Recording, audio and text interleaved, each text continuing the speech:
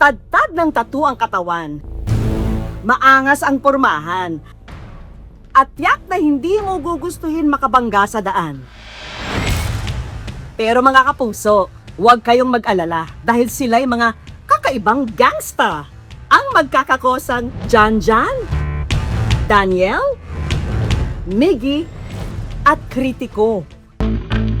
Mula sa kalokohang dala nila noon, ngayon, matatakam na raw tayo sa kanilang best-selling Chow Fan. Gang man daw sila kung tawagin, pero hindi naman daw sila sakit ng ulo. Kaya nga raw sila pumasok sa mundo ng pagnenegosyo. Dalawang pat kasi pag pumasok ka sa gang. Kung sasabi ka sa Agos dito ka, yung ka sa mga nakukulong. Pag dito ka, baguhin mo buhay mo. Dito yung pinili ko. Dahil hilig din nilang sumayaw, ang naisipan nilang ipangalan sa kanilang business, Crip Walk. Pero hindi lang daw sasayaw sila may laban dahil ang kanilang tindang Chow Fan, bubusugin ang inyong mga tiyan.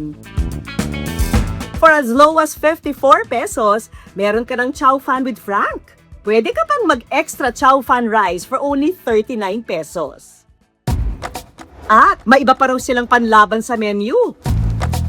Hanggang sa pangmalakasang putahe with a twist na mouth-watering, crispy, sizzling kare-kare. Aabangan ka raw sa kanto ng Patola sa Las Piñas ng mga pagkaing yan. At ang kanilang fire show, showstopper din para sa mga customer. Madalas po kami mag-chow pan. Mahilig kami sa mga fried talaga. Yung the way po sila magluto and wok yung ginagamit nila, parang mas masarap kasi pag dunilo-luto. Pero sa likod ng bawat pagsisikap at tiyaga nila sa kusina, may mga pangarap na minsang nawala ng kinang. Maaga raw kasi silang namulat sa hirap ng buhay.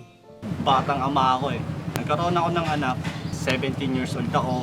Kailangan kong huminto ng pag-aaral para magkaroon ng trabaho agad. Yung nanay ko noon, yung namatay yung airpot ko nasa ibang bansa. Pag uwi ng airmat ko dito, wala na siyang trabaho, wala nang ano. Kumbaga, ako na yung tumayo sa kanila na parang tatay na rin nila. Ako ni nagtrabaho. Yung nanay ko, kasambahay lang siya eh. Hindi sapat yung kinikita niya para sa amin. Malayo siya sa amin. Umuwi siya 1 beses lang sa isang buwan. Walang-wala kami. Pagkakaiba man ang kanilang mga pinagmulan, iisa naman daw ang kanilang pinapangarap, ang makaahon sa hirap. Hindi ka mabubuhay dito kapag wala kang pera, pag wala kang diskarte. Upa pa lang ng bahay, magkano na? Paano ka magsusurvive, di ba? Sa paghahanap ng mga kakampi sa buhay, nahanap nila ang kanilang gang sa Temple Street. Papahabol kami sa barangay. Pag hindi nahabol, babalik kami yan, di ba? Tatago ka muna saglit eh. Sabi balik, sabi aasarin pa, di ba? Sa kanilang pagtanda, unti-unti ring bumigat ang mga responsibilidad. Parang gusto ko nang pasukin yung mga gawaing illegal. Pero hindi, nilabanan ko siya. Kahit hindi ako tapos ng high school. Nagkaroon ng edad, nagkaroon ng mga sariling obligasyon. Sila pa rin yung kasama ko sa trabaho. Parang doon lang din umikot yung buong buhay ko pagkabata, sila pa rin yung kasama. Maging sa mga pinasukang trabaho, magkakasama pa rin sila. Tila nahanap na nga raw nila ang kanilang purpose nang magsimulang magtrabaho sa isang Chinese resto. Pero sa kasamaang palad, nagsara rin ito. Paalas 11 na, paalas 11 na. Malakas pa rin tayo. Salamat palagi. Mula sa ipong 15,000 pesos, naisipan ni Janjan na simulan na ang kanilang pangarap na business. Bumuli na ako ng wok, bumuli na ako ng high pressure ng alan. Ayun, Nagsara yung store. nagsara na yung store, sama-sama na kami. Nagsimula sila sa isang munting pwesto sa labas ng kanilang bahay. Baon ang mga aral at karanasang natutunan sa mga dating pinagtatrabahuan. Hindi nagtagal, dinagsa ito ng mga customer. At hindi raw napundi ang alab ng kanilang pangarap dahil suntok man sa buwan kung iisipin ang bakanting lote sa tapat ng kanilang unang pwesto, napasa kanila rin. Nakaipon po kami ng 170,000 para po maipunta rin yung mismong pesto po ng Kripok ngayon kung saan is kahit papano lumalaban.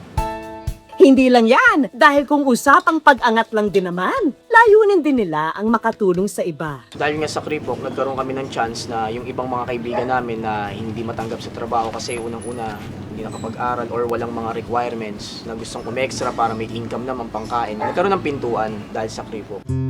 Malaking tulong po kasi contract na rin po ako, ma'am eh. Ang hirap po mag-apply sa panahon ngayon. Dito ko rin po kinukuha yung panggamot mo ni Papa, dati po. Natuto po ako mag-chowpan. Malaking thankful po dahil sa kanila nagkaroon po ako ng skills na ganito.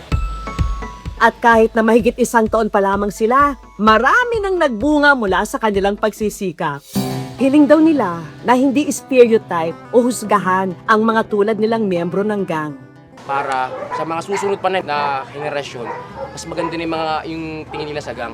Hindi na marahas, hindi na parang salot yung tingin. May goal na sila eh. May tinatahak na silang lugar na pupuntahan. Maganda na yung nangyayari ngayon kasi parang nag-i-evolve sila. Ang pagiging tunay na gangster ay hindi raw nasusukat sa dami ng kaaway o perwisyo na naidudulot sa komunidad. Kaya imbis na maghasik ng takot, mas pinili nilang makilahok sa mga programang nakakatulong sa kanilang komunidad. Astig! At ngayong araw, bilang weekly tradition nila sa kanilang lugar, maghahatid ng libreng pagkain ang Crip Walk para sa kanilang komunidad. Mga kapitbahay! Mga kabataan, pati matatanda! Tara, kain tayo!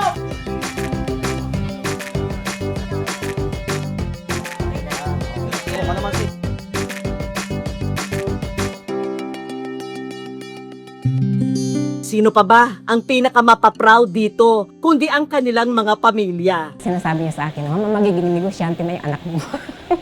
Siyempre masaya, sobra. Proud na proud ako sa kanya. Hindi sukatan ang panlabas na anyo para malaman ang kabutihan ng isang tao. Makikita ito sa pakikisama, prinsipyo at respeto at sa determinasyon nilang magbago ang buhay. One chow fan at a time.